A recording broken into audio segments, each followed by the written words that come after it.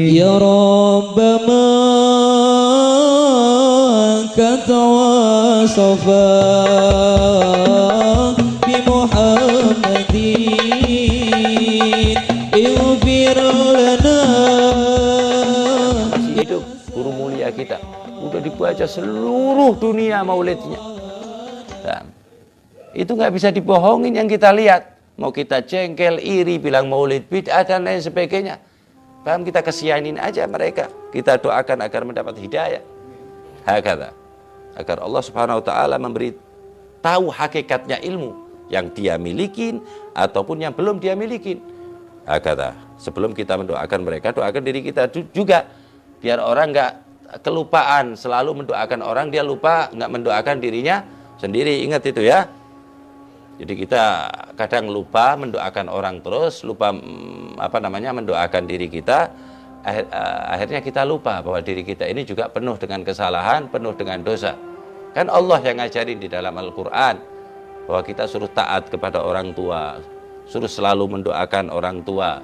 Tapi di teks doa yang Allah ajarkan di dalam Al-Quran, pertama kali kita suruh mendoakan diri kita, Rabbighfirli, ya Allah ampuni kami. Baru waliwa lidayya, dan ampuni kedua orang tua kami, kama rabbayani shaghira, sebagaimana mereka memelihara kami sewaktu kami masih kecil.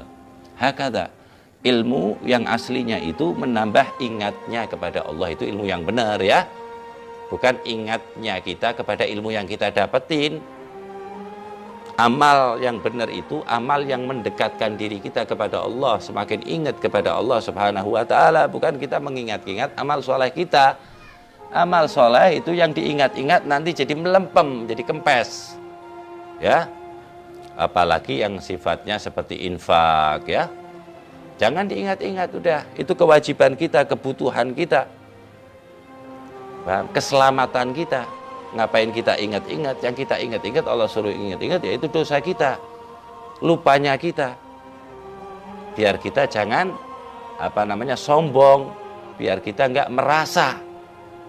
Orang yang merasa itu orang lupa loh. Ya, orang yang lupa itu mesti merasa pinter, merasa tahu, merasa menasehati orang, merasa memberitahu orang. Banyak kata-kata yang terucap, kalau nggak ada saya orang itu nggak tahu jadi apa, kalau nggak ada saya orang itu nggak tahu apa-apa, kalau nggak ada saya orang itu nggak selamat. Dia lupa bahwa dianya sendiri itu dari Allah Subhanahu wa taala, kekuatannya dari Allah Subhanahu wa taala. Seakan-akan dia menyelamatkan orang. Itu orang-orang yang dilupakan oleh Allah Subhanahu wa taala. Tapi ucapannya kan seperti orang yang mendapat hidayah kan. Itu Allah sudah memberitahu kepada kita di dalam Al-Quran. Alladzina ittakhadhu syai'a wa yahsabuna annahum muhtadun. Mereka merasa dirinya orang yang mendapat hidayah atau petunjuk dari Allah Subhanahu wa taala, sehingga seperti tadi kata-katanya. Ya, dia menganggap orang baik, ketika dia omongin, dia anggap kebaikan itu dari dia. Ketika dia mengajarkan ilmu, menganggap ini orang-orang tak ajarin, orang-orang ini bodoh, rendah, saya yang tinggi dan lain sebagainya. Bukan begitu. Suluk itu, jalan menuju keridhaan Allah, itu bukan seperti itu. Ini imtithalil amr. Kita mengajarkan ilmu itu karena disuruh Allah dan Rasulnya. Pinter nggak pinter, baik nggak baik, selagi kita bisa menyampaikan, maka sampaikan yang baik. Rasul berkata, balighu anni, sampaikan dari aku, bukan dari ente, bukan dari ilmu ente, bukan dari semangat ente, tapi dari ana, kata Rasulullah. Balighu anni. Bukan walau hadis, tapi walau ya. Rasulullah tawadhu itu. Ya. Tapi tetap harus lewat Rasulullah SAW. Memang ayat lebih tinggi dari hadis. Dan lain sebagainya. Jadi orang lupa kadang-kadang menyampaikan sesuatu, kemasukan nafsu. Akhirnya dia merasa ini yang saya ajak ngomong nggak tahu, yang tahu saya. Itu orang-orang seperti itu kadang-kadang ngomong 3-10 tahun juga nggak bisa dijalanin sama orang lain. Karena nggak ada sir, ya, nggak ada rahasia kebaikan dari Allah Subhanahu wa taala.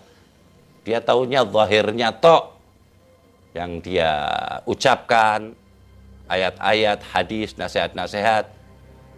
Sedangkan dia berpikir bahwasanya orang yang diajak berkomunikasi atau ajak omong atau yang dinasehati, itu orang yang nggak tahu, orang yang nggak paham, orang apalagi sampai menganggap orang-orang yang berdosa dan lain sebagainya, itu lebih bahaya lagi.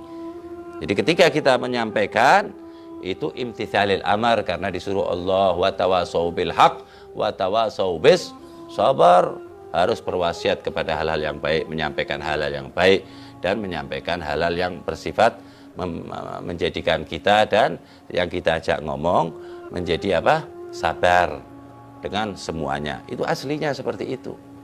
Aslinya agama itu seperti itu. Begitu kemasukan nafsu, habaan mansura, ngomong udah capek-capek juga nggak ada artinya. Paham? Karena Allah nggak seneng amal yang terkontaminasi, apalagi dengan nafsu, apalagi dengan riya, apalagi dengan su'dzan. Kita ngajak ngomong anggap orang ini bodoh, orang ini nggak paham, orang ini nggak ngerti. Padahal bisa jadi itu nggak ngerti mungkin yang kita omongin, tapi amal solehnya jauh di atas kita, di belakang kita. Mereka selalu mujahadah ingin tahu, memang belum diberitahu, tapi niatnya jauh lebih tinggi dari kita. Sedangkan innamal a'malu binniyah wa innamal likulli imri'in ma nawa. Itu banyak sekarang ulama-ulama ataupun penasehat-penasehat yang seperti itu. Kembalikan kepada diri kita. Nasihat yang wajib di dalam sholat Jumat aja melibatkan diri kita, ya kan? Seperti itu. Yang terbaik, usikum wa nafsi, saya berwasiat kepada kamu. Kenapa kok enggak diri kita memang diwajibkannya yang memberi nasihat dulu oleh Rasulullah SAW? Syariatnya seperti itu.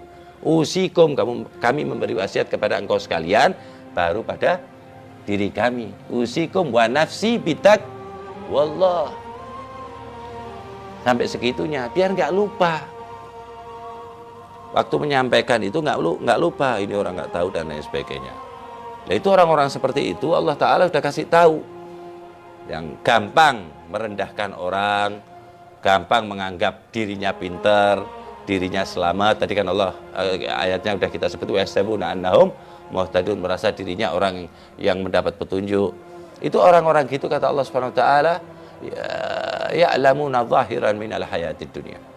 Mereka itu hanya yang dilihat sesuatu yang terlihat oleh kasat matanya aja. Yang dihitung yang sesuai dengan kasat matanya. Yang dipelajarin ya tekstual dari hadis maupun ayat Al-Qur'an, ya. Lah kalau tafsirnya ya tafsirnya juga tekstual juga. Syarahnya juga tekstual juga, akhirnya nggak ada dzauq, nggak ada rasa.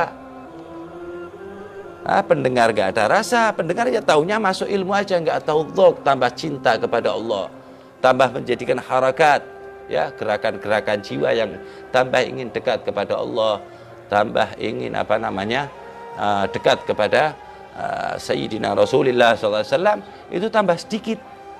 Karena penyampaiannya tadi.